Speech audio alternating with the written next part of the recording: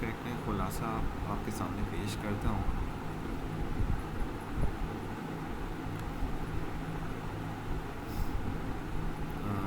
پہلے سیشن میں جو ہم نے بات کی تھی، ابتدا میں ذکر ہوا تھا کہ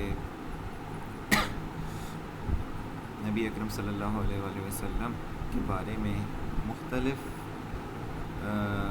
باتیں ہوئیں قرآن کریم میں، اور کبھی جو ہے ان کی شخصیت کو صفات سے یاد کیا گیا اور کبھی ان کے نام سے۔ تو قرآن کا یہ دستور رہا ہے کہ افراد کو جو ہے وہ مختلف انداز سے یاد کرتا ہے۔ تو اسی سلسلے میں جو قرآن کی آیتیں جب ہم دیکھتے ہیں امام زمانہ کے حوالے سے، تو وہاں پر بھی یہی چیز لاگو ہوتی ہے۔ اچھا، اس چیز کو ہم ڈسکس کرنے کے بعد ہم نے ایک آیت ڈسکس کی تھی سورہ قدر کی، اور پھر ہم اس پر آئے تھے کہ کم سے کم جو ہے وہ شناخت جو ہے وہ کیا ہے، انسان کو کس حد تک امام کو پہچاننا چاہیے، اور امامت کے حوالے سے اس پہ بات ہوئی تھی کہ پروردگار عالم نے قرآن میں سورہ بقرہ میں 124ویں آیت میں ارشاد کیا تھا انی جاعلک للناس اماما، اس سے پتہ چلا کہ بھئی یہ پروردگار عالم نے اس کو ایک الہی عہدہ جانا ہے، جس طرح سے نبوت ایک الہی عہدہ ہے۔ وہ نبی اکرم صلی اللہ علیہ وسلم کا اختتام پذیر ہو گیا، لیکن یہ جو امامت کا سلسلہ ہے یہ مختلف ادوار میں رہا ہے۔ خود کتنے انبیاء ایسے تھے جو امامت پر فائز ہوئے، جیسے کہ خود یہ آیت تھی جو جناب ابراہیم کے بارے میں تھی۔ اسی طریقے سے ایک امامت کا سلسلہ ہے جو کہ مختلف عہدہ ہے، اور وہ ہم دیکھتے ہیں کہ نبی اکرم صلی اللہ علیہ وسلم کے بعد جو ہیں وہ 14 امام ہیں، ان میں بھی اس کو بخوبی نظر آتا ہے۔ اچھا، یہ چیزیں ہم ڈسکس کر چکے ہیں، اور اس کے بعد پھر ہم اس پر آئے تھے کہ امام کی جو لازمی خصوصیات ہیں وہ کیا ہیں۔ عصمت ہے، ان کا علم لدنی کا حامل ہونا، اور ان کا ایک ان کے اندر بہت ساری ایسی اخلاقی خصوصیات جو پھر جو اس حد تک اس درجے پر ہیں کہ جس پر کوئی اور فائز نہیں ہے، جیسے وہ بہت پرہیزگار ہیں، وہ بہت بہادر ہیں، بہت سخی ہیں، اور اس طرح سے بہت ساری اور اچھی صفات جو جس درجے پر وہ فائز ہیں اس میں اس حد تک کوئی نہیں ہے۔ پھر امام کے حوالے سے ہم نے کچھ باتیں کی تھیں کہ ان کی ولادت جو ہے وہ مخفی تھی۔ یہ کچھ خاص چیزیں ہیں جو امام زمانہ سے مخصوص نظر آتی ہیں۔ ان کی طولانی عمر ہے، ان کی بشارت جو ہے وہ بہت زیادہ دی گئی پچھلی جو شخصیات اور معصومین گزری۔ تو وہ اب مختلف انداز میں بہرحال ان کی بشارت دی گئی، اور یہ بھی ہم نے ڈسکس کیا تھا۔ یہاں پر اس میں امیج میں نہیں آ رہا کہ امام جو ہے وہ ان کا رول جو ہے وہ ایک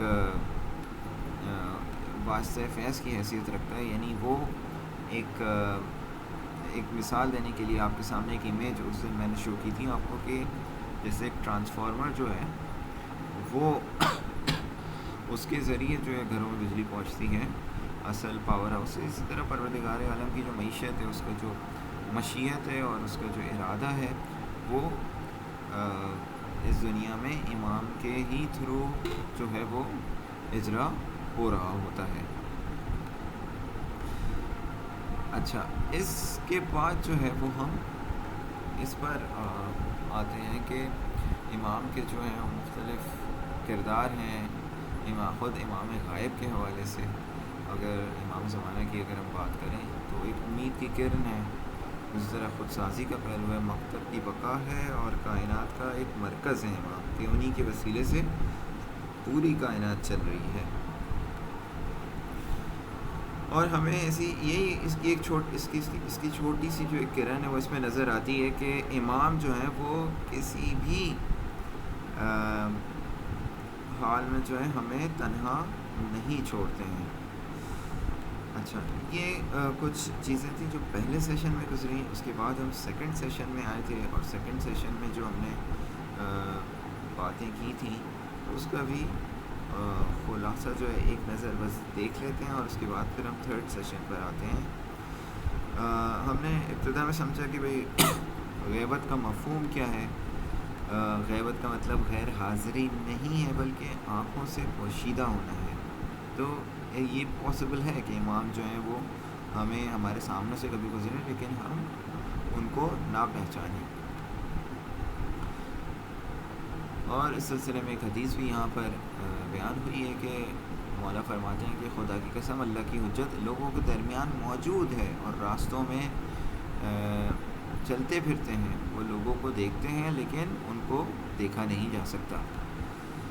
اچھا، اس پہ بھی بات ہوئی تھی کہ پہلی دفعہ جو ہے وہ غیبت نہیں ہو رہی ہے. غیبت جو ہے ماضی میں بہت دفعہ ہو چکی ہے. جناب انبیاء، بہت سارے انبیاء کی سیرت میں یہ چیز رہی ہے. حضرت ادریس، حضرت صالح، نوح، حضرت ابراہیم، یوسف اور جناب موسیٰ اور عیسیٰ. اور اس کا جو دار و مدار رہا ہے وہ پروردگار عالم کی کوئی مصلحت ہوتی ہے جس کی بنا پر جو ہے ایسی صورتحال پیش آتی ہے کہ وہ جو ولی خدا لوگوں کی نظروں سے اوجھل ہو جاتے ہیں. اس پہ بات ہوئی تھی کہ بھئی غیبت کا فلسفہ ہے کیا؟ غیبت کا فلسفہ سب سے پہلا جو اہم نقطہ ہے وہ اللہ کا ایک اسرار ہے اور اللہ کی جو ہے وہ ایک خاص راز ہے جس تک ہم نہیں رسائی رکھتے. لیکن اس کے ساتھ ساتھ جو ہے کچھ اور فائدے بھی ہیں اس کے جس پر حدیث میں اشارہ ہوا ہے. اور وہ جان کی حفاظت ہے امام کی، لوگوں کی آزمائش ہے، لوگوں کی تربیت ہے. پھر اس پہ بھی بات ہوئی تھی کہ بھئی غیبت کے مراحل رہے ہیں. جس طرح سے خود ہم پچھلے یعنی امام زمانے سے پہلے کے ائمہ میں دیکھتے ہیں کہ انہوں نے آہستہ آہستہ گریجولی جو ہے قوم کو اس طرف راغب کیا کہ امام سے جو ہے وہ ڈائریکٹ آ کر جو ہے وہ ایسا نہ ہو کہ صرف ایک ہی راستہ سمجھیں کہ وہ امام سے ڈائریکٹ لنک ہو، بلکہ اس کے ساتھ ساتھ جو ہے وہ امام کے نمائندے ہوتے تھے اور ان کے وسیلے سے بھی جو ہیں وہ لوگ امام سے رابطے میں رہ سکتے تھے. اسی کی جو ہے ایک جب ہم آخر کے ائمہ کی زندگی میں دیکھتے ہیں تو وہاں پر یہ چیز بہت زیادہ نظر آتی ہے کہ باقاعدہ ایک نیٹ ورک موجود ہے وکلاء کا کہ جس کے تھرو، جن وکیلوں کے تھرو جو ہیں لوگ امام سے آ کر امام سے رجوع کر رہے ہیں. تو بہرحال دو پھر جب اہم دور آتے ہیں امام زمانہ سے متعلق، ایک غیبت صغریٰ ہے اور ایک غیبت کبریٰ. غیبت صغریٰ سے کیا مراد ہے کہ امام نے جو خاص طور پہ جو ہے 4 نائب کو منتخب کیا اور وہ 4 نائب جو ہیں وہ ان کے واسطے سے جو ہے امام لوگوں سے لنکڈ ہیں. اور اس کے بعد پھر جو ہے وہ غیبت کبریٰ کا دور ہے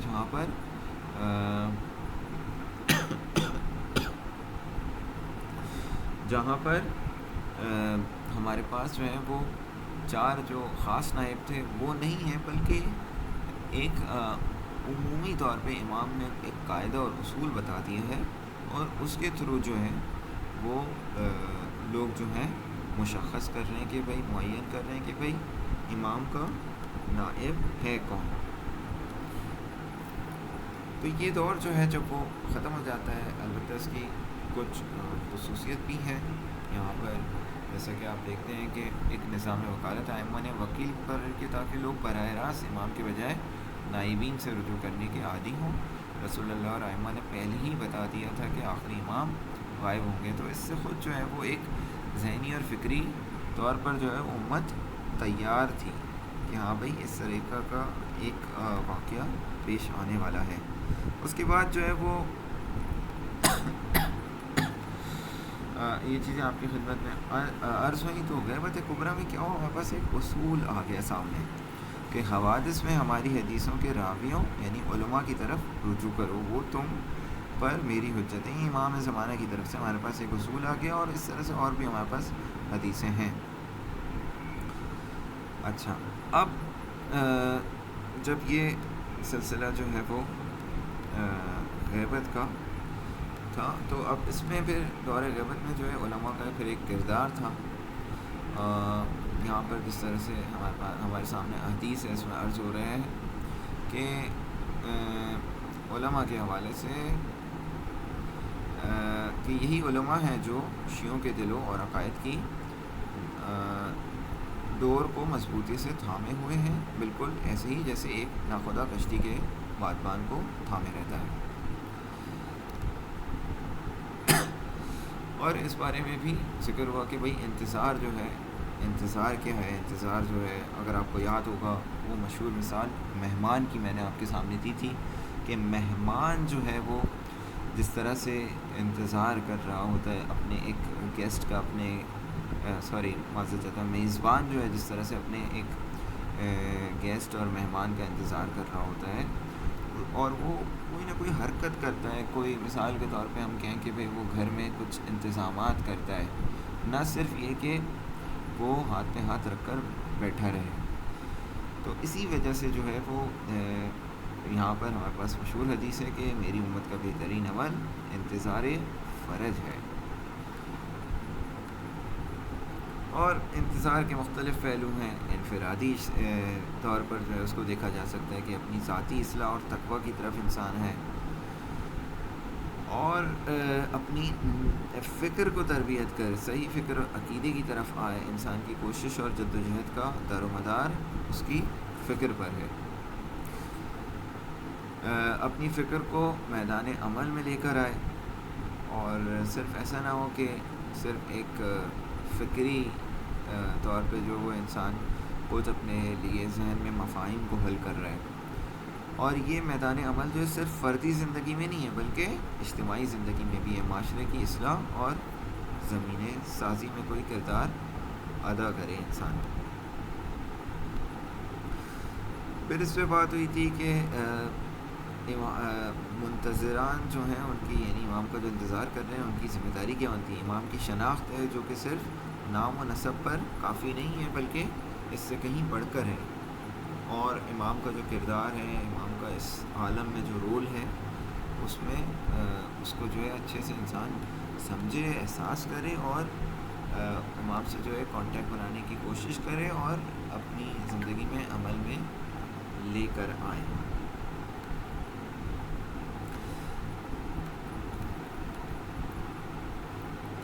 اور ایک اور چیز جس میں آتی ہے امام کی یاد ہے، اور امام کی یاد جو ہے وہ جس طرح سے صرف دعا مانگنا جو ہے وہ صرف ایسے ہی نہیں ہے کہ انسان دعا مانگ رہا ہو، بلکہ امام کے لیے صدقہ دیتے رہے، ان کے لیے وقتاً بوقتاً جو ہے نا وہ امام کی یاد جو ہے وہ کرتا رہے۔ اور اسی سلسلے کی ایک کڑی جو ہے وہ دعائے سلامتی ہے، امام زمانہ ہے۔ ایک اور نقطہ جس پہ پہلے اشارہ ہوا تھا اور وہ بہت اہمیت کی حامل ہے، وہ اتحاد ہے، یعنی مومنین کے درمیان اتحاد ہونا۔ اگر میرے چاہنے والے اپنے کیے ہوئے وعدے پر متحد اور پابند رہیں تو یقیناً میرے دیدار کی نعمت ان سے دور نہیں ہے۔ تو یہاں پر جو ہے وہ ہمیں یہ نقطہ اچھے سے روشن ہو جاتا ہے۔ اچھا، ایک الہی معاشرے کی جانب ہمارا انتظار انفرادی اصلاح سے شروع ہو کر ایک ایسے معاشرے کی تشکیل تک جانا چاہیے جو الہی رنگ رکھے۔ یہ سبقت اللہ، یہ قرآن کی مشہور آیت ہے، اس سے لیا گیا ہے کہ ایک الہی رنگ رکھنا۔ ایک امام کے لیے جو ہے گراؤنڈ ورک کرنا ضروری ہے۔ تو امام سے مودت ہے اور ساتھ ساتھ دشمنوں سے بیزاری ہے۔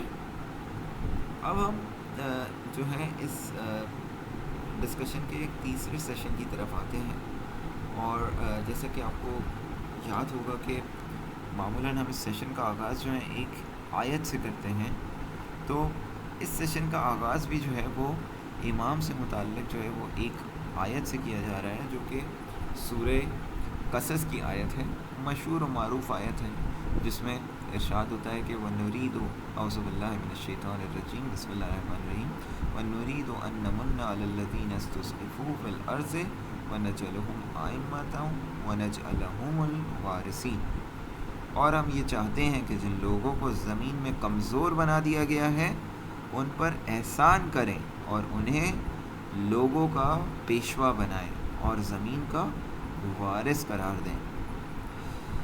دیکھیں یہاں پر اس آیت میں میں نے آپ سے پھر اس بات کو تکرار کروں گا کہ جیسا کہ میں نے آپ سے پہلے سیشن میں بھی عرض کیا تھا اور ابھی ابتدا میں ریپیٹ کیا کہ ہمارے پاس جو امام زمانہ سے متعلق ہے کہیں پر امام کا ذکر باقاعدہ مطلب وضاحت سے باقاعدہ امام مہدی کا نام لیا ہو وہ نہیں ہے، اور اس میں کوئی برائی بھی نہیں ہے۔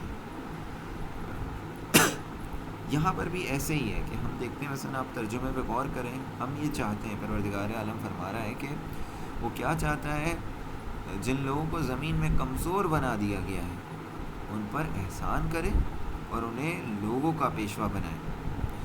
اب یہاں پر دیکھیں یہ جو آیت کا جو کانٹیکسٹ ہے اگرچہ بنی اسرائیل کے بارے میں ہے اور لیکن ان سے محدود نہیں ہے۔ ہم جب دوسری روایات دیکھتے ہیں، حدیثیں دیکھتے ہیں، تو اس کے اندر پتہ چلتا ہے کہ نہیں، اس کو جو ہے یہ یہاں پر جو ایک قاعدہ بتایا جا رہا ہے، ایک رول بتایا جا رہا ہے جس کی امپلیمنٹیشن کہیں اور بھی کی جا سکتی ہے، جس کی کوئی اور ایگزامپل بھی ہو سکتی ہے، اور وہ خود امام زمانہ اجل اللہ تعالی شریف کا دور ہے۔ اچھا، اب دیکھیں یہ جو ہم ظہور کے حوالے سے بات کر رہے ہیں، اور واقعاً اگر کوئی صحیح معنوں میں حقیقی وارث قرار پاتا ہے تو یہ بات ذہن میں رکھیے کہ وہ صرف ایسا نہیں ہے کہ صرف ایک اس کے اندر جو ہے وہ کچھ خصوصیات ڈیولپ ہو سکتی ہیں کہ وہ امام کے لیے کاوش کر رہا ہے، مثال کے طور پہ صبر و تحمل کی ذمہ داری جو ہے وہ نبھا رہا ہے، بلکہ اس سے بڑھ کر وہ اس کے لیے جو انعامات رکھے گئے ہیں، وہ جو پاداش رکھی گئی ہے، جو ریوارڈز رکھے گئے ہیں، وہ قابل تصور نہیں ہے۔ مثال کے طور پر یہ ذکر ہوا کہ امام زمانہ اجل اللہ تعالی شریف آپ کے لیے جو کاوشیں کرے گا، آپ کے ظہور کے لیے جو ہے منتظر رہے گا، وہ اس کو جو ہے مثلا رسول اکرم صلی اللہ علیہ وسلم کے ساتھ جنگ کرنے والوں میں شمار کیا گیا ہے۔ ایک اور حدیث میں جو ہے یہ کہا گیا ہے کہ بھائی وہ جس طرح سے جو جنگ احد اور بدر میں شہید ہوئے تھے اس طرح کے شہداء میں شمار کیا جا رہا ہے، یا یہ کہا گیا ہے کہ ایک جگہ امام فرماتے ہیں کہ وہ ہمارے ساتھ ہوگا۔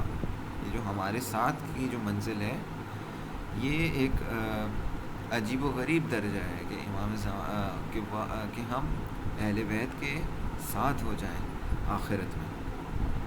بہرحال تو یہ ڈسکشن ہے، آج کی ڈسکشن جو ہے وہ ایک اور پہلو کی طرف ہے اس امام زمانہ سے متعلق۔ دیکھیں پروردگار عالم نے اس کائنات میں جتنی بھی ایکٹیویٹیز ہو رہی ہیں ان ایکٹیویٹیز کو جو ہے وہ اس طرح سے نہیں رکھا ہے کہ وہ ایک دم سے ہو جائیں، بلکہ اس کا کوئی قانون ہے اور اس قانون کو فالو کیا جا رہا ہوتا ہے۔ مثال کے طور پر اگر ایک پودے کو زمین سے اگنا ہے تو اس کا ایک طریقہ کار ہے، وہ طریقہ کار فالو ہوتا ہے، اور جیسے ہی وہ شرائط پوری ہوتی ہیں وہ جو ہے وہ پودا وجود میں آ جاتا ہے۔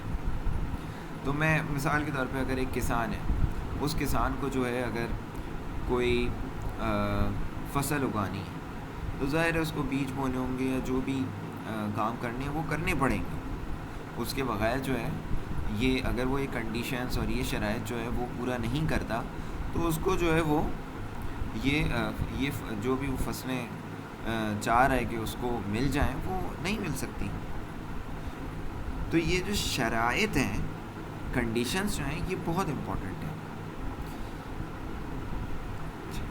اس مقدمے کے ساتھ جو ہے وہ ہم اس بات کو سمجھ سکتے ہیں کہ بھئی کوئی بھی چیز خود بخود نہیں ہوتی، دنیا میں ہر واقعہ اس وقت وجود میں آتا ہے جب اس کے اسباب مکمل ہوں، چاہے وہ زراعت ہو یا کوئی بھی انقلاب ہو۔ جیسے کہ خود امام کی اس حدیث میں ہمیں نظر آ رہا ہے کہ امام فرماتے ہیں کہ خداوند امور کو بغیر اسباب کے انجام نہیں دیتا، کوئی نہ کوئی سبب ہوتا ہے، کوئی نہ کوئی جو ہے ایک سسٹم ہوتا ہے اور اس کے تحت چیزیں چل رہی ہوتی ہیں، ایسے ہی کسی بنا کسی سبب کے کوئی چیز نہیں ہوتی۔ یہ ساری باتیں کرنے کا مقصد کیا تھا؟ آپ لوگ کو یہ بات سمجھانی تھی کہ ہمارے پاس جو ہے وہ ایک چیز جو ہوتی ہے وہ ایک کاز ہوتا ہے اور ایک ہوتی ہے چیز سائن. میں آپ کے سامنے مختلف مثالیں دیتا ہوں تاکہ اس بات کو روشن کر سکوں. ایک طرف جو ہے ہمارے پاس یہ کاز ہے کہ ایک بیماری ہے, اس کا ایک وائرس ہوتا ہے, وہ وائرس آتا ہے اور اس کے نتیجے میں جو ہے وہ بیماری ہو جاتی ہے ایک شخص کو, اور اس کی ایک سائن ہوتی ہے. یعنی جب یہ بیماری ہو گئی اس شخص کا جو ہے مثلا اگر اس کی باڈی کا ٹیمپریچر دیکھیں ہم تو پتہ چلتا ہے کہ بھائی اس کی جسم جو ہے مثال کے طور پہ گرم ہو رہا ہے, تو اس سے یہ ایک سائن ہوتی ہے کہ ہاں بھائی ٹھیک ہے اس کو بخار ہو گیا ہے. تو ہمارے پاس ایک چیز ہوتی ہے جو وجہ ہے اور ایک وہ چیز ہوتی ہے جو علامت ہے. تو یہ دو الگ چیزیں ہیں. جب میں ایک اور مثال آپ کے سامنے دیتا ہوں, آپ کے سامنے جو میں نے مہمان کی مثال دی تھی, مہمان اور میزبان, اس میں بھی اس چیز کو دیکھ سکتے ہیں. ایک دفعہ آپ کہتے ہیں کہ بھئی مہمان کے آنے کی وجہ کیا ہے, تو آپ کہیں گے کہ بھئی مثال کے طور پہ آپ کہتے ہیں کہ بھئی مہمان جو ہیں وہ ان کے آنے کی وجہ ہے کہ بھئی میں ان سے ملنا چاہتا ہوں. تو آپ پھر جو ہے اس کے لیے آپ کاوشیں کر رہے ہیں, گھر کو آمادہ کر رہے ہیں, گھر کو ارینج کر رہے ہیں, یا کھانے پینے کا ارینجمنٹ کر رہے ہیں, جو بھی. دوسری طرف اگر آپ سے پوچھے بھائی سائن کیا ہے کہ بھائی مہمان آ رہا ہے, تو آپ کہیں گے کہ بھائی سائن یہ ہے کہ مثال کے طور پہ ہارن بجا, گھر پہ دستک ہوئی, اور یہ گھر پہ جو دستک ہے یہ بتائے گی کہ مثلا یہاں پر مہمان جو ہے وہ آ چکا ہے. اچھا یہاں پہ شاید اسکرین شیئر ہونے کا ایک مسئلہ آ رہا ہے, تو میں اس کو دوبارہ ایک دفعہ چیک کرتا ہوں.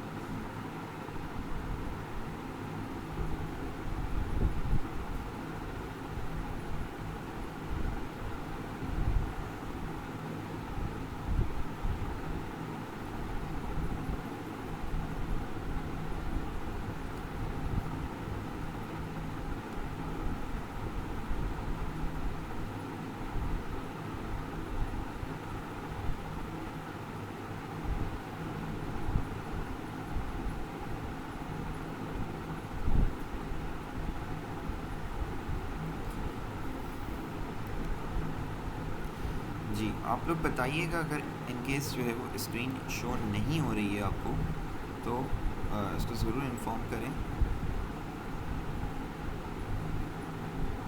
میرے حساب سے اسکرین شو ہونی چاہیے, تو اگر کوئی پرابلم آ رہی ہے جس کی وجہ سے آپ کو لگے کہ اسکرین شو نہیں ہو رہی تو ضرور بتائیں. جی آواز ہو گئی ہے. چلیں تھینک یو. تو اب دیکھیں ہمارے پاس دو ایشوز ہیں, ایک طرف جو ہے وہ کاز ہے اور ایک جو ہے وہ سائن ہے. تو ہمارے پاس یہ دو, میں اس نقطے کو دوبارہ ریپیٹ کرتا ہوں تاکہ یہ بات, اور آپ کے سامنے اسکرین بھی ہے جو اس کو بہتر طور پہ روشن کریے. کہ ہمارے پاس جیسے وائرس ہوتا ہے اور جس کی وجہ سے کوئی بیماری ہوتی ہے, اور ایک طرف ہمارے پاس جو ہے وہ ایک شخص جو ہے اگر اس کو بخار ہوا ہے تو وہ بخار اس بیماری کی جو ہے وہ ایک علامت ہوتی ہے, ایک سائن ہوتی ہے. لیکن اصل جو وجہ ہوتی ہے وہ اس کے لیے کوئی چارہ جوئی کرنا جو ہے وہ سب سے اہم کام ہوتا ہے. ظہور کے لیے بھی ایسا ہی ہے کہ جو چیز اس کی کنڈیشنز ہیں وہ امپورٹنٹ ہیں, جو سائنز ہیں وہ چہ بسا ہمارے اختیار سے باہر ہوتی ہیں, اور وہ اس کے لیے شاید ہم کچھ اس طرح سے کر بھی نہیں سکتے. جس چیز کے لیے ہم کچھ کر سکتے ہیں وہ ہے وہ وجہ ہے. یعنی مثال میں آپ کو پھر وہ مہمان والی مثال دوں گا کہ آپ مہمان کے لیے کنڈیشنز پرووائڈ کر سکتے ہیں کہ وہ آپ کے گھر آ جائے. آپ اس کو مثال کے طور پہ کال کر سکتے ہیں, ارینجمنٹ کر سکتے ہیں گھر میں, اور کسی طریقے سے اپنے آپ کو ہر اعتبار سے تیار کر سکتے ہیں کہ وہ آ جائے. لیکن یہ کہ اب وہ سائنس کیا ہے مہمان کی آنے کی, وہ آپ کہیں کہ بھائی گھر پہ دستک ہو رہی ہے, یا یہ کہ گھر پہ جو ہے وہ آپ کو گھر کے قریب جو ہے ایک ہارن کی آواز آئی کہ بھائی مہمان جو ہے وہ آ گیا ہے، اور اس وجہ جو ہے وہ گھر پر جو ہے وہ اس طرح سے آواز آ رہی ہے۔ تو جب ہم اس نقطے کو سمجھ لیتے ہیں تو ہم یہ کہہ سکتے ہیں کہ علامتیں جتنی بھی ہیں، یہ جتنی بھی علائم ہیں، یہ صرف نشاندہی کرتی ہیں، شرائط ظہور کو ممکن بناتے ہیں۔ شرائط ہیں، جو کنڈیشنز ہیں وہ امپورٹنٹ ہیں، وہ ظہور کو جو ہے وہ ممکن بنائیں گے۔ جو سائنس ہیں وہ ممکن نہیں بنا رہی ہوتی۔ جو چیز ہمارے اختیار سے باہر ہے وہ سائنس ہیں، نہ یہ کہ شرائط ظہور، یعنی ظہور کی جو کنڈیشنز ہیں، جو وجوہات ہیں، اگر ہم اس کو فراہم کر رہے ہیں تو پھر ہم جو ہے وہ ایک ظہور کی جانب ایک قدم بڑھا رہے ہیں، نہ یہ کہ صرف سائنس کو دیکھ رہے ہیں۔ دیکھیں کوئی بھی جیسے ظہور ہے یا کوئی بھی ایسا ایونٹ ہے، اس کو اگر ہونا ہے تو اس کی کچھ شرطیں ہیں، اور سب سے پہلی شرط ہوتی ہے وہ کیا ہوتی ہے کہ بھئی جب اتنا کوئی بڑا انقلاب آنا ہے امام زمانہ عجل اللہ تعالیٰ فرجہ شریف کا، تو وہ اس کی جو پہلی شرط ہے وہ یہ ہے کہ کوئی ایک آئین ہو، کوئی جو ہے وہ ایک آپ کے پاس جو ہے وہ ایک پروجیکٹ پلان ہو۔ تو یہ پروجیکٹ پلان کیا ہے؟ یہ پروجیکٹ پلان جو ہے وہ خود اسلام ہے۔ اور دوسری طرف ہمارے پاس کیا ہے کہ بھئی دنیا جو ہے وہ اس چیز کا احساس کر رہی ہے آہستہ آہستہ۔ ظاہر ہے کہ ہر شخص کی آگاہی فرق کرتی ہے کہ جتنے بھی انسان کے بنائے ہوئے قوانین ہیں وہ ناکام ہو رہے ہیں اور وہ اخلاقی زوال کا باعث بن رہے ہیں۔ دوسری طرف ہمارے پاس جو قرآن کا جو پیغام ہے، جو اہل بیت علیہ الصلوۃ والسلام کی سنت میں جو چیزیں ہمیں ملی ہیں، وہ ایک جامع الہی منصوبہ ہے، اور اسی وجہ سے جو ہے وہ اسلام آیا تھا۔ تو اگر امام زمانہ علیہ السلام کا انقلاب آنا ہے تو اس کی جو پہلی شرط ہے وہ کیا ہے؟ ان کے پاس ایک کوئی پروجیکٹ پلان ہونا چاہیے جو کہ خود اسلام کی شکل میں ہے، جو ہمارے پاس آ چکا ہے، اور اگر کہیں پر کسی چیز پہ مطلب کوئی امپلیمنٹ نہ ہو رہا ہو یا کہیں پر جو ہے صحیح معلومات نہ ہو، کچھ ہو، تو وہ امام آ کر خود اس کی اصلاح کر دیں گے۔ تو یہ پہلا حصہ ہے، پہلی شرط ہے۔ دوسری شرط کیا ہے؟ دوسری شرط جو ہے وہ یہ ہے کہ اس عظیم منصوبے کو کون نافذ کرے گا۔ ظاہر ہے کہ ہمارے پاس جو ہے وہ ایک طرف صرف ایک سسٹم نہیں ہونا چاہیے، ایک سسٹم کو امپلیمنٹ کرنے والا بھی ہونا چاہیے، اور وہ کون ہے؟ وہ خود امام ہے، ایک قائد ہے، ایک لیڈ کرنے والے ہیں، ایک لیڈر ہیں، ایک رہبر ہیں، اور وہ موجود ہیں۔ اور ان کی ظاہر ہے ایک خاص کچھ خصوصیات ہیں، وہ ایک عام سے لیڈر نہیں ہیں۔ ہم نے آج کے دور میں جو امام زمانہ عجل اللہ تعالیٰ فرجہ شریف کے ایک چھوٹے سے غلام آیت اللہ خامنائی کو دیکھا ہے، اور اس پہ ہی ہم جو ہیں وہ ہماری جسے کہتے ہیں نا کہ عقلیں سمجھ نہیں پانے کہ یہ شخص جو ہے وہ کس طریقے سے جو ہے وہ اتنی سادہ زندگی بھی گزارتا تھا، اتنا بہادر بھی تھا، اور اتنی اپنے اندر اچھی اچھی صفات رکھتا تھا، اور ایک حقیقی ماننے والے تھے، اور اس پر جو ہے دنیا جو ہے اتنی غمزدہ ہے اس کے جانے پر۔ تو اب آپ سوچیں کہ وہ جو اصل ہستی ہے وہ جب آئے گی تو کیا عالم ہوگا۔ ان کی کچھ خاص خصوصیات ہیں، یہاں پر بس چند خصوصیات کا اشارہ ہوا ہے کہ ایک آگاہ اور دلسوز ہیں، عالم غیب سے تعلق رکھتے ہیں، ان کے پاس یہ جو سسٹم لے کر آ رہے ہیں وہ ایک ریالٹی کی بیسس پہ جس سے کوئی واقف نہیں ہوگا، اور اس سے جو ہے بشریت اپنے کمال پر پہنچے گی، اور وہ انبیاء کے وارث ہیں۔ اچھا، ایک تیسری چیز جو ہے، ہمارے پاس 4 شرطیں کسی بھی ایک انقلاب پر لانے کے لیے ضروری ہوتی ہیں۔ پہلی شرط کیا تھی؟ آپ کے سامنے عرض ہوئی کہ وہ ایک ہمارے پاس جو ایک آئین ہونا چاہیے، ایک کچھ اصول ہونے چاہیے جو کہ اسلام کی شکل میں ہمارے پاس موجود ہے۔ دوسری جو ہے وہ ایک کوئی لیڈر ہونا چاہیے جو امام زمانہ کی شکل میں ہے۔ تیسرے کون لوگ ہونے چاہیے؟ تیسرے جو ہیں وہ امام کے یاور ہونے چاہیے، یعنی باوفا یار ہونے چاہیے، باوفا دوست ہونے چاہیے کہ جو امام کا ساتھ دے سکیں۔ اچھا، اب سوال یہ ہے کہ جیسا کہ یہاں پر جو ہے آپ دیکھتے ہیں کہ اسکرین پر ایک آپ دیکھ رہے ہیں کہ لکھا ہوا ہے یاران باوفا، اور اسٹیمپ میں جو میسج دیا جا رہا ہے اس میں وہ ایک نامکمل۔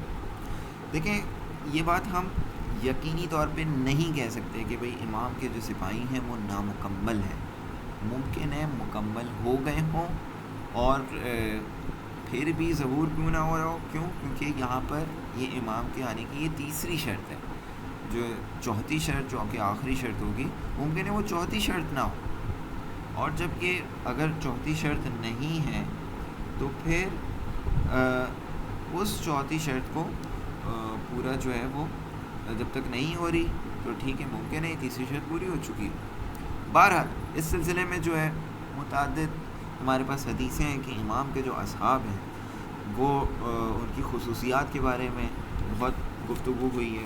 آپ کی خدمت میں بس ایک چھوٹی سی حدیث جو ہارون مکی کا مشہور قصہ ہے، ممکن ہے آپ نے مجلسوں وغیرہ میں سنا ہوگا، لیکن وہ ایک بہت اچھا اس کو ایکسپلین کرتا ہے، اس وجہ سے میں بس چھوٹا سا اشارہ کرتا ہوں کہ ایک شخص آتا ہے امام صادق علیہ السلام کے پاس اور آپ سے تقاضا کرتا ہے کہ بھئی آپ قیام کریں، آپ جو ہیں وہ ایک ریولوشن لے کر آئیں، اور ہمارے پاس جو ہے وہ 1 لاکھ کے قریب لوگ ہیں، آپ جو ہیں وہ آئیں اور مثلا وہ لوگ آپ کا ساتھ دیں گے۔ تو اس طرح سے وہ کچھ باتیں کرتا ہے، تو امام اس سے کہتے ہیں کہ بھئی تم جو ہے ایک وہاں پر جس طرح سے روٹی بنتی ہے، روٹی جس چیز میں بنتی ہے، ایک بڑا سا جو ایک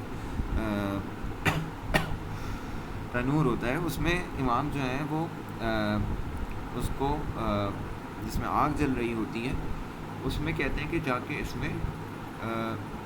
اس میں چلے جاؤ، تو وہ امام سے معذرت خواہی کرتا ہے اور امام پھر اس سے درگزر کر دیتے ہیں۔ اتنے میں ہی جو ہے یہ ہارون مکی آتے ہیں، اور یہ بھی امام کے صحابی ہوتے ہیں، ہارون ان کا نام ہے۔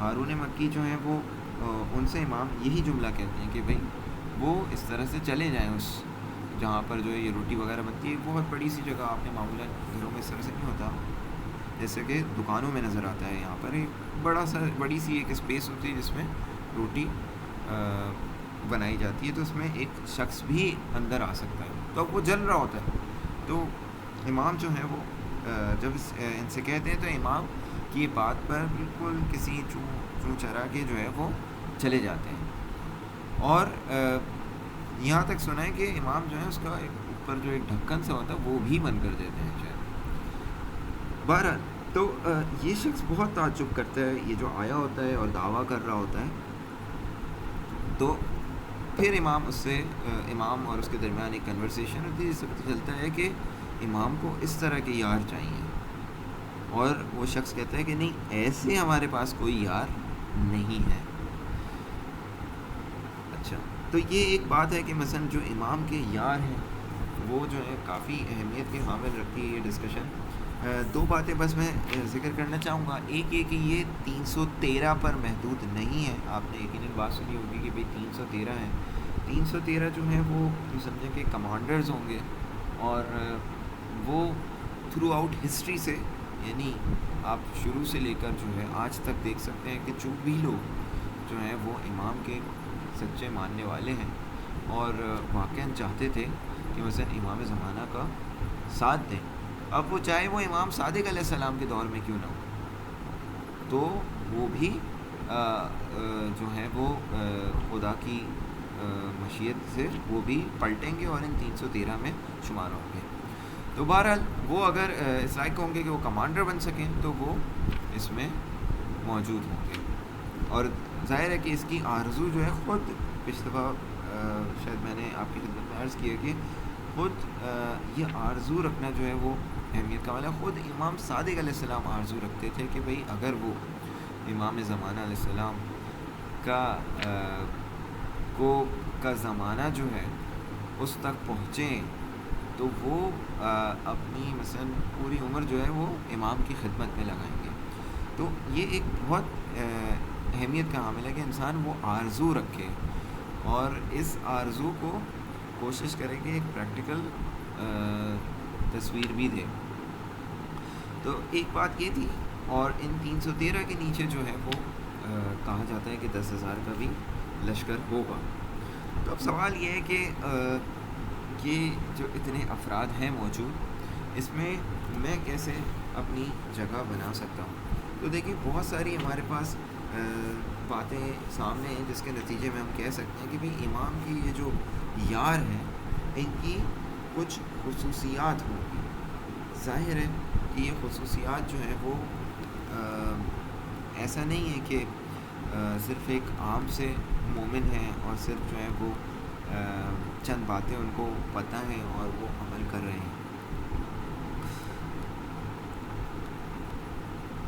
یہ آپ کے سامنے جو امیج ہے وہ اسی کی طرف عکاسی کر رہی ہے کہ امام فرماتے ہیں کہ جب تک ہمیں 5 ایسے یاور نہ ملے ہم قیام نہیں کرتے. تو یہاں پر جو ہے امام صادق اپنے اس زمانے کی بات کر رہے ہیں. اب یہ کہ امام کی یار کی جو ہے وہ پہچان کیسے ہو، یہاں پہ خلاصتاً چند صفتیں بیان ہو رہی ہیں. ایک ہے معرفت اور اطاعت، ان امام کی صحیح معنوں میں شناخت. امام جو ہیں وہ اس طرح کی کیفیت ہے تو پورا نظام کائنات میں اور آپ اگر ایک سانس بھی لے رہے ہیں وہ امام کی وجہ سے لے رہے ہیں. جو بھی نعمتیں ہمیں ملتی ہیں وہ امام کی وجہ سے ملتی ہیں. ایک ایک چیز جو چل رہی ہے وہ امام کے توسط سے چل رہی ہے اور امام جو ہیں وہ ہمارے سربراہ ہیں. اس بات کو سمجھنا وہ ہمارے امام ہیں. اور دوسری چیز جو ہے وہ اطاعت ہے. اطاعت بھی کوئی چھوٹی موٹی اطاعت نہیں ہے، پوری زندگی کے شعبوں میں ایک 24 گھنٹے والی اطاعت ہے. اس میں ایک طرف جو ہے میں اپنی نفسانی خواہشات کو بھی مار رہا ہوں اور دوسری طرف جو ہے وہ امام کے لیے تیار بھی ہو رہا ہوں. مثال کے طور پہ میں جو ہوں وہ چھوٹی چھوٹی باتوں پہ انا جو میری ہے وہ اس کو نہیں لے کر آ رہا ہوں. میں دیکھ رہا ہوں کہ ٹھیک ہے میں اگر سیکریفائز کرتا ہوں تو اس سے جو ہے وہ مثال کے طور پہ مومنین کے درمیان ریلیشن، ایک فیملی کے درمیان ریلیشن، ایک ہسبینڈ اینڈ وائف کے درمیان، ایک رشتہ داروں کے درمیان جو ہے وہ ریلیشن جو ہے وہ اچھا ہو جائے گا. ٹھیک ہے تو میں اسٹیپ لوں گا. تو یہ ایک چھوٹی چھوٹی چیزیں ہیں جس سے وہ اطاعت جو ہے وہ شروع ہو رہی ہے اور وہ جاتی ہے، اس کا ایک دائرہ جو ہے بہت وسیع پیمانے پر ہے. یہی وجہ ہے کہ مثلا آپ دیکھتے ہیں کہ مثلا امام صادق علیہ السلام سے کوئی پوچھتا ہے کہ بھئی جناب سلمان فارسی جو اس مرتبے پہنچے ہیں کہ ان کے بارے میں کہا جا رہا ہے کہ وہ اہل بیت میں سے ہیں. تو یہ اہل بیت میں سے مطلب اس درجے میں پہنچے کیسے؟ جب یہ پوچھا گیا امام سے تو امام نے ان کی چند خصوصیات بتائیں. تو اس میں سے جو ایک اہم خصوصیت تھی وہ یہی تھی کہ وہ کہتے ہیں کہ وہ مولا علی کی خواہشات پر چلتے تھے اور ان کی اپنی کوئی خواہش نہیں تھی. جیسے مولا چاہتے تھے ویسے ہی جو ہے وہ چل رہے ہوتے تھے. تو ایسے افراد جو ہیں پھر وہ ظاہر ہے کہ وہ پلٹ بھی سکتے ہیں. اور یہی وجہ اس میں بھی وہ مطلب جو یار و امام کے جو ہے یہاں پہ سپاہیوں اور اس کی جو بات ہو رہی ہے نصرت کرنے والوں کی، اور تو اس میں کوئی ایسا نہیں کہ صرف مرد حضرات ہوں گے، نہیں، بہت سی خواتین بھی ہوں گی جو کہ پلٹیں گی اور امام کے لشکر میں ساتھ دیں گی. اچھا دوسری چیز جو یہاں پر رات کے عبادت گزار دن کے شیر، یعنی پروردگار عالم کی بارگاہ میں جو ہے خاص رابطہ بنانے کی کوشش کرتے ہیں. ایسا نہیں ہے کہ صرف جو ہے وہ انہوں نے واجب نمازیں پڑھی ہیں، انہوں نے گریجولی آہستہ آہستہ صرف اس پہ نہیں رہے. اگرچہ ابتدائی طور پہ انسان ایسے ہی شروع کرتا ہے کہ اول وقت نماز پڑھتا ہے، اول وقت نماز کو اہمیت دیتا ہے، اور چاہے وہ فجر کی نماز ہی کیوں نہ ہو، لیکن آہستہ آہستہ جو ہے اس کا دائرہ کار بڑھا سکتا ہے. بہتر ہے اس سلسلے میں جو علماء ان سے مشورت کرنی چاہیے. ایسا نہیں کہ ایک دم سے کوئی اس طرح سے مستحبات بہت سارے انجام دینے لگے. اچھا، اور دن میں پریکٹیکل لائف میں جو ہے وہ واقعاً موجود ہوتا ہے. ایسا نہیں ہے کہ وہی مثال کے طور پہ اگر اس نے عبادت کی ہے رات کو تو بس جو ہے وہ دن میں جو ہے اس کی خدا کی جو ہے مرضی اس کے لیے امپورٹنس نہیں ہے. ایک اور پہلو کیا ہے کہ دل لوہے کی مانند ہے، بہت جو ہے بڑے بڑے کام کر سکتے ہیں. اور ایک اپنے اندر، میں اس وقت جلدی سے گزار رہا ہوں کیونکہ وقت بھی جو ہے بہت تیزی سے جا رہا ہے ہمارے پاس، اور اگر کسی کے آخر ذہن میں سوالات ہیں اس کو بھی دیکھا جا سکتا ہے کہ شہادت طلبی کا ایک عنصر ان کے اندر نظر آتا ہے کہ وہ اتنا کم پہ اپنے آپ کو، جیسے مولا علی کہتے ہیں نا کہ بھئی انسان جو ہے اپنے آپ کو کم پہ نہ بیچے، جنت سے کم پہ نہ بیچے. تو یہ سب سے ایک لیس درجہ ہے مثلا مومن کا، کہ اپنے اعمال کو اس طرح سے رکھے کہ یار وہ جہنم میں نہ چلا جائے. لیکن جس طرح سے مقامات مومنین کے بڑھتے ہیں تو پھر وہ چاہتے ہیں کہ نہیں، وہ شہادت طلبی کا ایک عنصر ہوتا ہے، اور پھر وہ چاہتے ہیں کہ وہ شہید ہوں، کیونکہ ہر نیکی سے بڑھ کر ایک نیکی ہے، لیکن شہادت سے بڑھ کر کوئی نیکی نہیں ہے، جیسا کہ حدیث میں ہمیں پتہ چلتا ہے. تو وہ چاہتے ہیں کہ بھئی مرنا تو ہے ہی سب کو، تو پھر ہم کیوں نہ شہادت سے مریں. یہی وجہ ہے کہ آپ دیکھتے ہیں کہ رہبر معظم کی زندگی میں اس چیز کو بخوبی مشاہدہ کر سکتے ہیں کہ وہ کس طرح سے شہادت کے طالب تھے.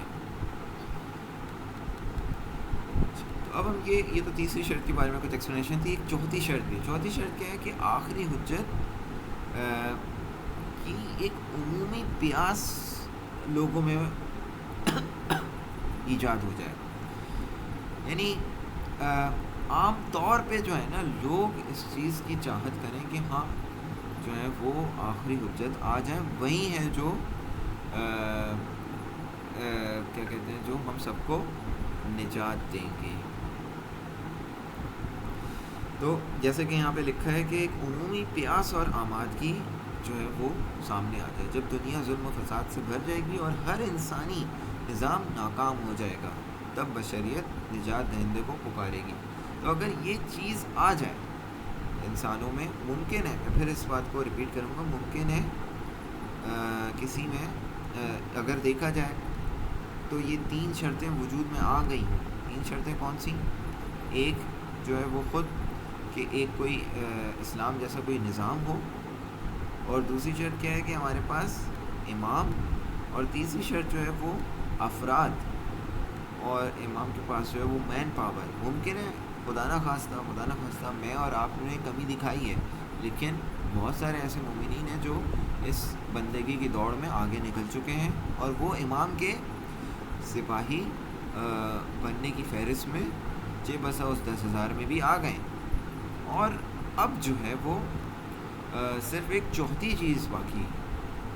تو یہ ہمارے پاس گارنٹی چیز نہیں ہے کہ یار اور یاور جو ہیں وہ مکمل نہیں ہوئے ہیں یا ہو چکے ہیں. تو کوئی بھی اس کا مثبت یا منفی جواب دینا 100% جو ہے وہ ایک عام انسان کے ہاتھ میں نہیں ہے. چوتھی شرط کیا ہے کہ ایک عمومی طور پر جو ہے وہ ایک پیاس کا ایجاد ہونا کہ ہاں سب جو ہیں وہ اس کے طالب ہو جائیں اور اس حقیقی منجی بشریت کے. اچھا، اب یہاں پر ایک اہم جو بحث ہے وہ کیا ہے کہ کیسے معلوم ہوگا کہ وقت جو ہے وہ قریب ہو چکا ہے. تو یہاں پر ایک پھر میں نے آپ سے ذکر کیا کہ سائنس کی ایک بحث ہے، علامت ظہور. تو یہاں پر مختلف علامتیں جو ہیں ہمارے پاس بیان کی گئی ہیں.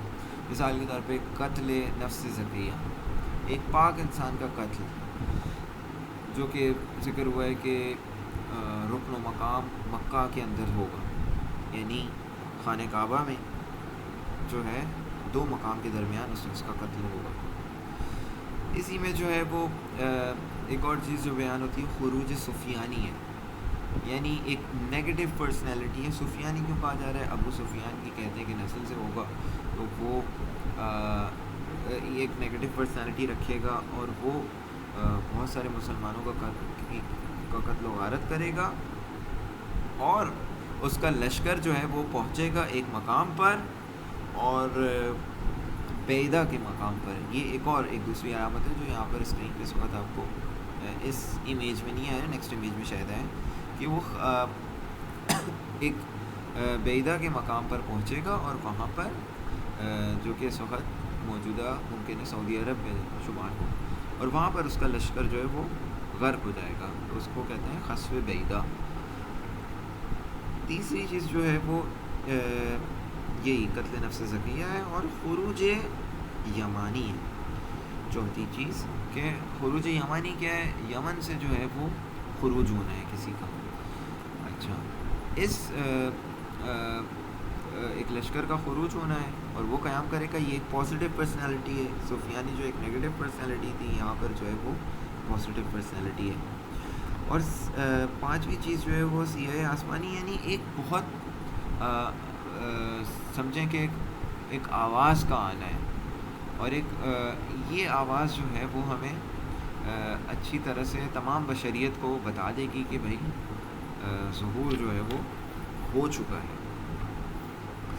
اچھا, یہ 4 بلکہ 5 کہنا چاہیے, 5 شرائط جو ہیں آپ کے سامنے یہاں پہ 4 لکھی ہوئی ہیں, اور ایک جو ہے وہ حذف بید ہے, یعنی خود اس سفیانی کا جو لشکر ہے اس کا جو ہے زمین میں جو ہے وہ دھس جانا, وہ 5ویں شرط ہے. وہ یہ 5 جو ہیں وہ سائنس کی اہمیت رکھتی ہیں. اسی طرح سے اور بھی ہمارے پاس کچھ اور سائنس ہیں, لیکن ان کو کہا گیا ہے کہ بھئی یہ حتمی, یہ ایک فار شور سائنس وجود میں ہے. اور دوسری سائنس جو ہے وہ آپ کہہ سکتے ہیں کہ خراسان کے بارے میں ہے, کہ خراسان سے جو ہے وہ ایک سید کا خروج ہے, تو پھر قیام ہے ان کا, اور اس کے بارے میں ذکر ہوتا ہے. تو یہ ساری سائنس ہیں. اس میں ایک اور جو نقطہ امپورٹنٹ ہے وہ یہ ہے کہ بھئی کس طریقے سے ہم بتائیں کہ بھئی کون سی سائنس جو ہے وہ ہو چکی ہے, نہیں ہو چکی, یا ہم جو ہے بتائیں کہ بھئی فلاں جو ہے وہ آج کل اگر دنیا میں کوئی ایونٹ ہو رہا ہے یہ 100% وہ ہے. تو دیکھیں, ہم یقینی طور پہ نہیں کہہ سکتے ہیں کہ بھئی فلاں ایونٹ جو ہے وہ یا فلاں پرسنالٹی جو ہے وہ جو ہے وہ یقیناً ان سائنس میں سے ایک ہے. تو اسی لیے جو ہے وہ یہ ایک بہت ہی خطرناک چیز ہوتی ہے کہ اگر کوئی یقینی طور پر کہے. اور اسی طریقے سے وقت کو معین کرنا جو ہے اس کو بھی کہ بھئی امام زمانہ کا جو ظہور ہے مثال کے طور پہ وہ فلاں دن ہے یا فلاں سال میں, یہ سب بھی جو ہے وہ اس کی بھی شدید مذمت ہوئی ہے. تو یہ دونوں چیزیں جو ہیں میں دوبارہ عرض کروں گا کہ سائنس جو ہے وہ اس کی جو امپورٹنس ہے وہ اسی حد تک ہے کہ ہمیں امید دلاتی ہے. یعنی ہم ایک پاسبلٹی دیتے ہیں, ہاں یار ممکن ہے کہ بھئی یہ کوئی سائن ہو اس طرح کی, اور اس جو ہے اس وقت ہم ظہور سے قریب ہوں, لیکن ہم فور شور نہیں کہہ سکتے. تو اس کو جو بیان کرنے کا مقصد ہے سائنس کا, مثلا کیوں اہل بیت نے بیان کیا, اس کا ریزن جو ہے وہ یہی ہے کہ امید ملے لوگوں کو, ورنہ فور شور جو ہے وہ نہیں کہہ سکتے. اچھا, اب جو ہے دیکھیں آخری تقریباً یہ حصہ ہے, اور اس میں ہم اشارہ کرتے ہیں کہ ہم ایک جو امام زمانہ کا جو دور ہوگا وہ ایک عدل کا قیام ہے, اس میں عقل جو اپنے کمال پہ پہنچے گی, ایک مکمل امن ہوگا. یہ تمام چیزیں ہیں, لیکن مطلب یہ معاشی خوشحالی جو ہے یہاں پہ جو بات لکھی ہوئی یہ اس حد تک ہے کہ لوگوں کے اندر ایک خصوصیت ہوگی کہ وہ کانے ہوں گے. ایسا نہیں تو بظاہر سمجھ میں ایسا نہیں کہ ہر شخص بہت مالا مال ہوا ہوا ہے, نہیں, کوئی ڈھونڈنے سے زکوٰۃ دینے کے لیے نہیں ملے گا کہ بھئی زکوٰۃ لے سکے کوئی. کیوں؟ لوگوں کے اندر جو ہے نا وہ ایک سیٹسفیکشن آ جائے گی. دیکھیں, لیکن ان سب سے جو بڑھ کر جو چیز جو حاصل ہوگی وہ ایک مانوی, ایک اسپرچول کنیکشن لوگ بنائیں گے پروردگار عالم سے, اہل بیت سے, جس کا جو سب سے امپورٹنٹ چیز ہے. اب ایک اہم نقطے کی طرف آتے ہیں, وہ یہ ہے کہ اس میں ہمارا کردار کیا ہے. دیکھیں آپ کے سامنے 4 چیزیں بیان ہوئیں. ایک پلان ہونا چاہیے جو کہ خود اسلام ہے, ایک لیڈر ہونا چاہیے کہ جو کہ خود امام زمانہ ہے, کمپینینز ہونے چاہیے جو کہ یار ہیں, یاور ہیں, اور ان کی بہت ساری صفات بیان ہوئی ہیں جس کو ہمیں ڈیولپ کرنے کی ضرورت ہے.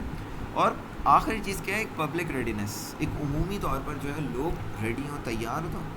تو یہ 4 چیزیں ہیں جو پھر ظہور کی طرف لے کے جائیں گی. تو اب میرا اور آپ کا کردار اس میں یہی ہے کہ ہاتھ پر ہاتھ رکھ کے نہیں بیٹھیں, بلکہ خود سازی کریں اور معاشرے کو تیار کریں ان کے ظہور کے لیے. اور اسی وجہ سے جو ہے ہمیں کہنا پڑے گا کہ انتظار جو ہے وہ ایک عمل ہے. اور کیونکہ آپ کو جو ہے امید دلاتا ہے, آپ کے اندر جو ہے, میرے اور آپ کے اندر جو ہے وہ حرکت لے کر آتا ہے کہ ہم اپنے آپ کو اور معاشرے کو جو ہے وہ اس طرف امام کے ظہور کی طرف لے کر آئیں. ظاہر ہے کہ معاشرے کو اور اپنے آپ کو جو ہے وہ گریجولی تیار کیا جاتا ہے. اس میں جس حد تک جو ہے میں اور آپ کردار پلے کر سکتے ہیں وہ انجام دیں.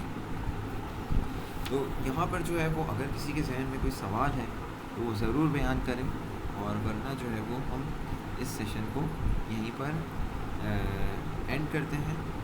اور تو آپ میں سے اگر کسی کے ذہن میں کوئی سوال ہے تو وہ ضرور بیان کریں.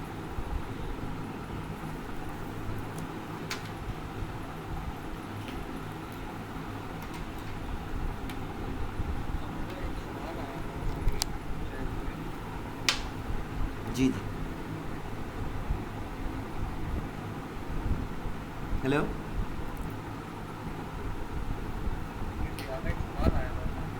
جی جی جی جی کچھ اس طریقے سے ہے کہ جیسے حتمی نشانیوں اور غیر حتمی نشانیوں میں کیا فرق ہے, اور کیا حتمی نشانیاں پورے غیر حتمی وقت پر ہو سکتا ہے؟ جی دیکھیں, میں اس سلسلے میں جو ہے آپ کے سامنے ایک اہم نقطے کو تکرار کروں گا, اور وہ یہی ہے کہ ہمارے پاس جو چیز امپورٹنس کی حامل ہے وہ یہ ہے پلان, کہ ہمارے پاس یہ 4 کمپوننٹس پورے ہونے چاہئیں, اور یہی ہمارے لیے جو ہے نا وہ اصل جو ظہور کی وجہ بنے گا وہ یہ بنے گا. اور علامت کی جو بحث ہے, سائن کی جو بحث ہے, وہ صرف ایک امید کی حیثیت رکھتی ہے اور اس سے زیادہ نہیں ہے. تو دیکھیں, اس چیز کو مد نظر رکھتے ہوئے ہم سائنس کی جب بحث پر آتے ہیں تو ہمارے یہاں اس طرح سے علماء نے ایک تقسیم بندی کی ہے کہ بھئی کچھ سائنس ہیں جو حتمی ہیں, یعنی فور شور ہونی ہیں, اور کچھ سائنس جو ہیں وہ نہیں ہونی, یعنی غیر حتمی ہیں, ممکن ہے ہوں ممکن ہے نہ ہوں. اب اس سلسلے میں جو ہے وہ دونوں باتیں ہیں. جس طرح سے ہمارے پاس ایک حدیث ملتی ہے کہ بھئی اگر دنیا ختم ہونے میں ایک ہی دن رہ جائے تب بھی جو ہے وہ ظہور ہو جائے گا. تو اس کو دیکھتے ہوئے جو ہے یہ بھی کہا جا سکتا ہے کہ بھئی ممکن ہے وہ سائنس جو ہے وہ جلدی سے پوری ہو جائیں, اور حتمی سائنس. دوسری طرف یہ بھی ہے کہ نہیں, ممکن ہے وہ جو حتمی سائنس تھی وہ خود ایک خاص, یہ ایک دوسرا نظریہ ہے جو میں آپ کے سامنے بیان کر رہا ہوں, ہے کہ کچھ خاص سرکمسٹانسز کے تحت تھا, اور اب پروردگار عالم کی مصلحت کچھ اور ہو, اور یہ سائنس بھی ممکن ہے نہ ہو. تو یہ دونوں باتیں جو ہیں بیان کی جاتی ہیں. تو خلاصہ یہ ہے. اگر اور کوئی کسی کے ذہن میں کوئی سوال ہو تو ضرور بتائیں.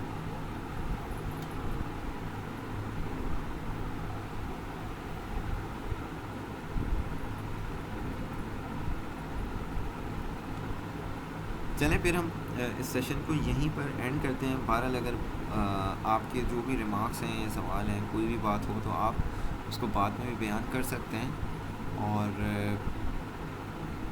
اس سیشن کو جو ہے وہ